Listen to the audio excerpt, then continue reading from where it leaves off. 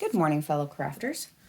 We are going to work on putting several different colors of a cut on one cut mat today. I used this technique in a different video and had a couple of questions, so this will specifically show you how we do this. I'm starting with this layered apple design. It is currently sized to 4.35 by 4.93 inches. And I've already gone ahead and chosen my colors and pre-cut them at 4.5 by 5.5 inches so that we don't have to worry about that sizing. When I went ahead and chose my colors, I matched the color in the wheel as best as I could to the color they actually are, so we can tell which color we're working with when we get to the cut mat. All right, we're going to go ahead and hit the Make It button. And our very first apple that we have here is going to be our outline layer. And I absolutely adore textured cardstock. That black is going to be a textured cardstock. Textured cardstock cuts best upside down. So we're going to mirror this mat. This solid core cardstock, which is most of the rest of this, can be cut regular or mirrored. So we will go ahead and combine them on the one mat, no problem. So I'm going to move that all the way over to the right side of my mat. I'm going to put it textured side down on my mat. I'm using a brayer to make sure that it is well adhered. This part is very important. If it's not well adhered to your mat, you'll get lift and tearing, and then you'll have to redo your cut.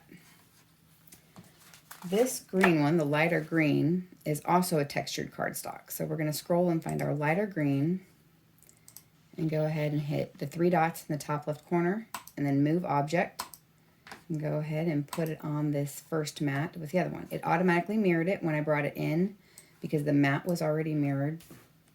And so all we have to do is move it on our screen and decide where on our mat matches up and attach it. All right, we have two more spaces on this mat. I'm going to go ahead and use the other green. I'm going to drag it down to the bottom corner.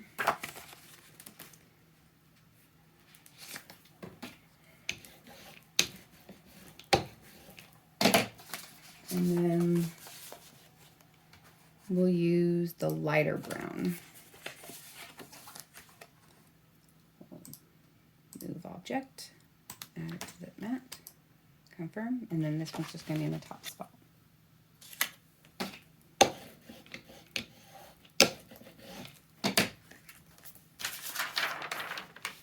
All right, on to mat number 2.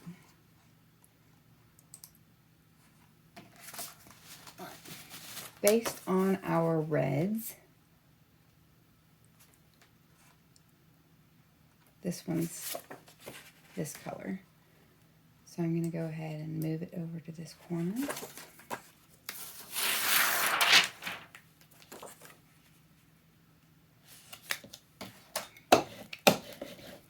And put it there. All right. This one is our lighter red. So if we were to move this on this mat first, we're going to put it in this bottom corner, and then we decide to move it, it will stay where it is on this mat on our new imported mat. So it came down to that bottom corner already. I typically move it away from the top corner on my main mat, and I don't bother with moving them on the secondary mats. But if you already have a mat that you're moving a couple things from, it will import where it was on that first mat. All right, looks like I've got the deep red next.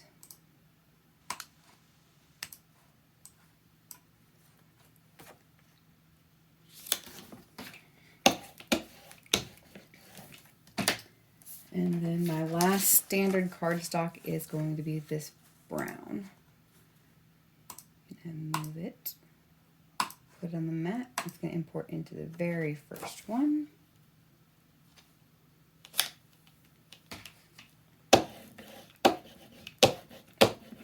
And then mat number 2 is complete. My last piece of cardstock that I have is glitter cardstock.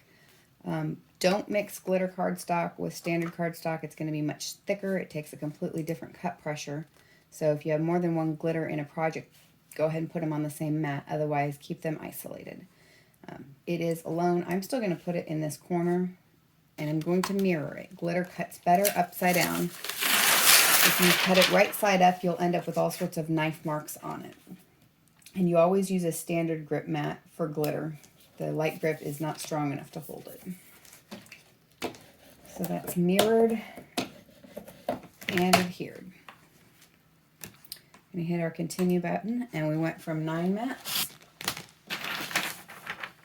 down to 3. We've got our glitter cardstock, which we will cut with 2 passes, the heavier pressure. Our standard smooth cardstock, which I will cut with a medium cardstock pressure. And then our mirrored textured cardstock mat, which I will cut with the cardstock for intricate cuts. That texture needs a second pass in order to cut cleanly through most of the time, so I just start with it. But since it takes 2 passes, it also means that it takes longer to cut. So there you have it. 9 cut mats down to 3. Happy crafting!